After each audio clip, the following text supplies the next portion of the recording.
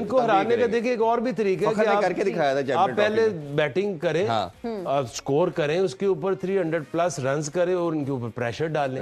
ऐसे तो नहीं आप जीत सकते ना कि उनकी इंडिया में बैटिंग उनको आती है करनी, पिचेस का पता है, आप टॉस जीत के उनको बैटिंग दे दें। हम फॉरेन कोचेज रखते हैं और अब हमारे अपने पास वसीम अकरम और जावेद मियांदाद जैसे क्रिकेटर्स हैं। There is a difference between coaches and cricketers. ठीक है, ये एक फुल टाइम प्रोफेशनल जॉब है।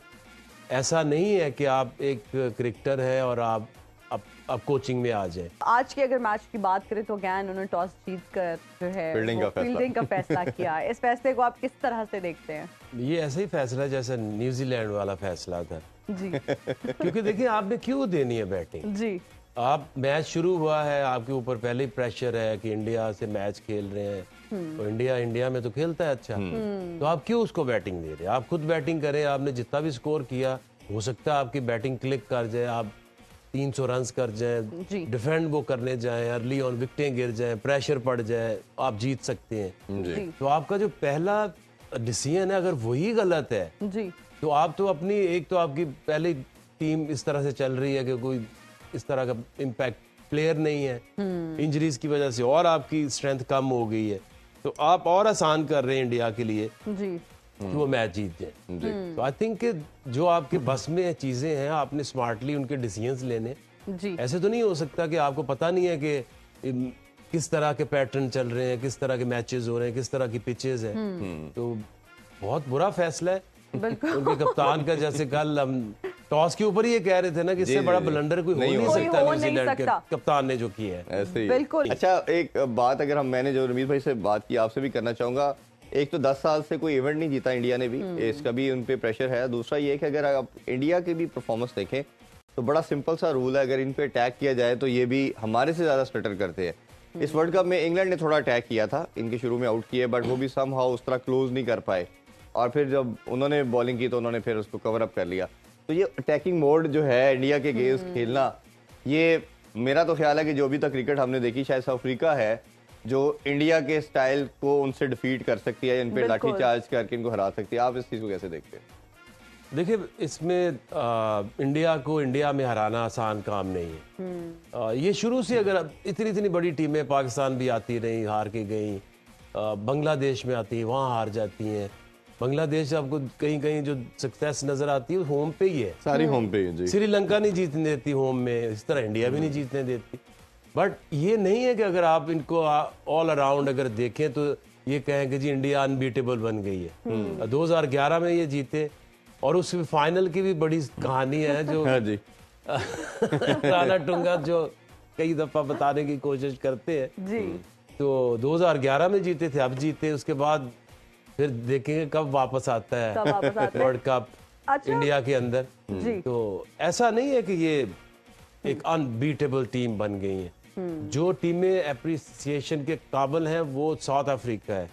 जो अब ये इंडिया जाती है साउथ अफ्रीका बहुत मार खा के आती है, वो अब आके इंडिया में उस तरह की क्रिकेट खेल, बिल्कुल उससे तो इसको कहते हैं इम्प्रूव टीम। ऑस्ट्रेलिया ने ये दिखाया कि हम सब कॉन्टिनेंट से लेके वेस्ट इंडीज से लेके ऑस्ट्रेलिया, इंग्लैंड, हर जगह के ऊपर उन्होंने वर्ल्ड कप जीते 90s के ऊपर, वो जो 2000 में, तो वो थी अनबीटेबल टीम।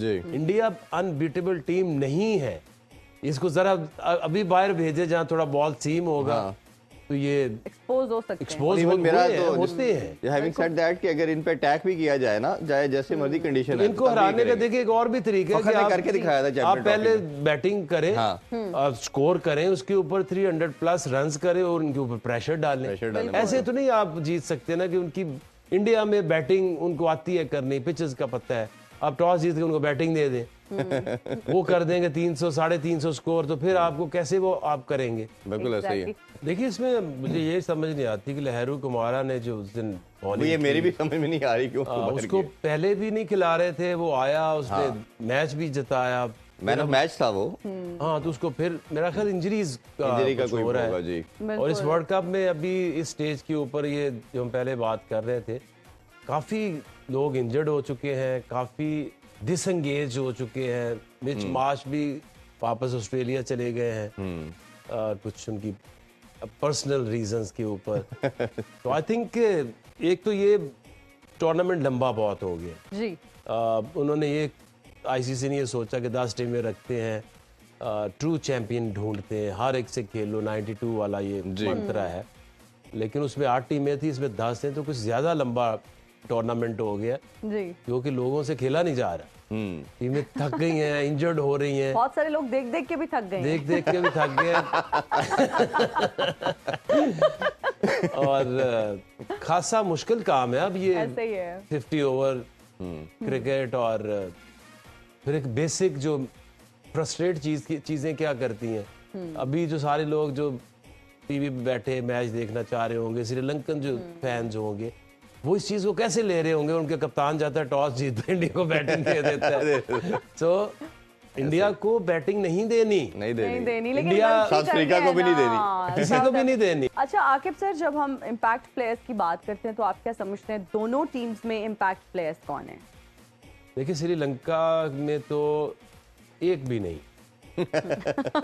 अगर आप देखें ना कि ये जो आपकी सक्सेस जुड़ती है मैच विनर्स से, ये कभी भी 11-11 इनके पास सुपरस्टार्स नहीं रहे श्रीलंका के पास, लेकिन हर दौर में इनके पास 4-5 ऐसे प्लेयर रहे हैं जो वर्ल्ड क्लास प्लेयर रहे जी।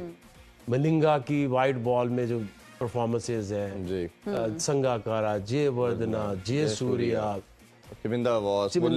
मुरलीधरन, तो ये वो लोग थे जब ये वर्ल्ड कप भी जीते हैं या ये टूर्नामेंट जीतते थे, तो ये इनकी पास रिसोर्सेज थे। बिल्कुल। बांग्लादेश आज तक क्यों नहीं जीती या क्यों नहीं जीत सकती? उनके पास उनकी पूरी क्रिकेटिंग हिस्ट्री में एक वर्ल्ड क्लास प्लेयर आया, शाकिब अल हसन। अब वो एज के उस हिस्से में है कि उसको भी कोई रिप्लेस करने को तैयार नहीं है। अब पाकिस्तान को यही चीज हम समझाते हैं कि if you have match winner, उसको बैक करो। बिल्कुल। पाकिस्तान पूरी बैटिंग लाइनअप में एक ऐसा प्लेयर है जिसको दुनिया में जब उसका नाम आता है तो कहते हो ये चल गया वो मैच ले जाए। Babar no doubt is a very fine batter, but वो ऐसा नहीं है कि बाबर चल गया तो मैच जीत जाएगा। he can hurt a team, he can score 80, 70, 100, but वो डैमेजिंग नहीं होगा। बट ही इज नॉट मीदा। He is not Mida.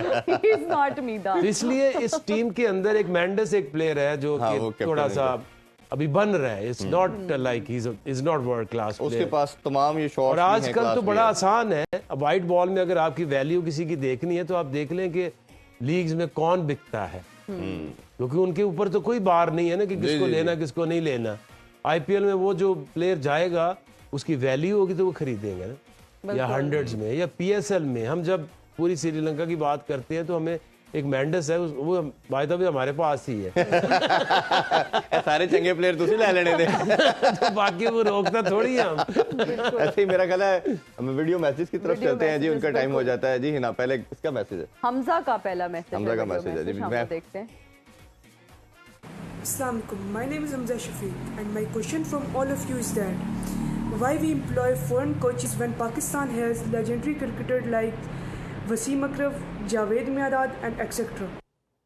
जी उस बच्चे का यही सवाल है जी कि हमारे पास अपने प्लेयर होते, कोचेस के होते हुए फॉरेन कोचेस क्यों रखे जाते हैं? उन्होंने अपने सवाल में ही जवाब दिया आधा। हम फॉरेन कोचेस रखते हैं और अब हमारे अपने पास वसीम अकरम और जावेद मियादाद जैसे क्रिकेटर्स हैं। There is a difference between coaches and cricketers. ठीक है, ये एक फुल टाइम प्रोफेशनल जॉब है। ऐसा नहीं है कि आप एक क्रिकेटर है और आप कोचिंग में आ जाए। कोचिंग करने से पहले आपको लेवल 1, लेवल 2, लेवल 3, लेवल 4 करना पड़ता है, जो कि एक 10 साल 8-10 साल लगते हैं ये कोर्सेज करते हुए। और level 4 is just like PhD।